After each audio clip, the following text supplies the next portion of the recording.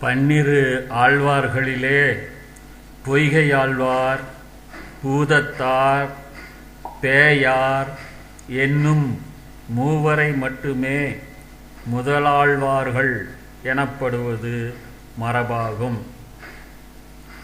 தொண்டை நாட்டிலே உள்ள காஞ்சிபுரம் என்னும் கச்சி திருப்பதியில் திருவெக்கா என்னும் திவ்ய தேசத்தின் வடபுறத்தில் பொய்கையில் பூத்த ஒரு கமலப்பூவில் அஷ்டமியும் செவ்வாய்க்கிழமையும் கூடிய திருவோண நட்சத்திரத்தில் அவதரித்தவர் பொய்கையாழ்வார்.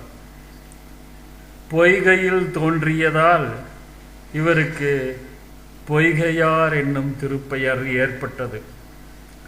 திருமாலின் ஐம்படைகளிலே ஒன்றான பாஞ்சஜன்யம் என்னும் திருச்சங்கின் அம்சமாக அவதரித்தவர் பொய்கையாழ்வார்.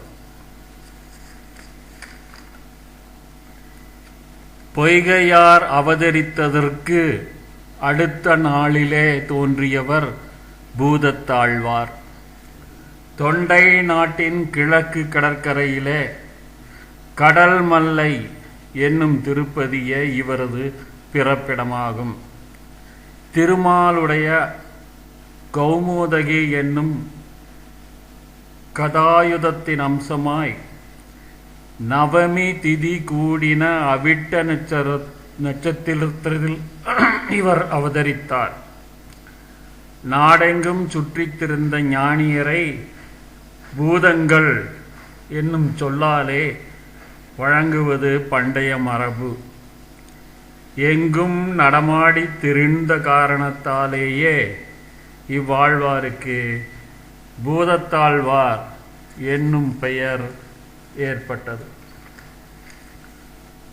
மூன்றாவது ஆழ்வாரான பேயாழ்வார் பூதத்தாழ்வார் பிறந்ததற்கு அடுத்த நாளிலே தோன்றியவர். இவர் தொண்டை நாட்டு திருப்பதியான மாடமாமயிலை என்று சிறப்பிக்கப்படும் ஊரில் ஒரு கிணற்றில் செவ்வள்ளிப்பூவில் தசமி திதி கூடின சதய நட்சத்திரத்தில் திருமாலின் வாட்படையான நாந்தகத்தின் அம்சமாய் அவதரித்தார். மாயவனிடத்து கொண்ட பேரன்பின் காரணமாக இவர் பேய் போல திரிந்த காரணத்தால் பேயாழ்வார் என பெயர் பெற்றார்.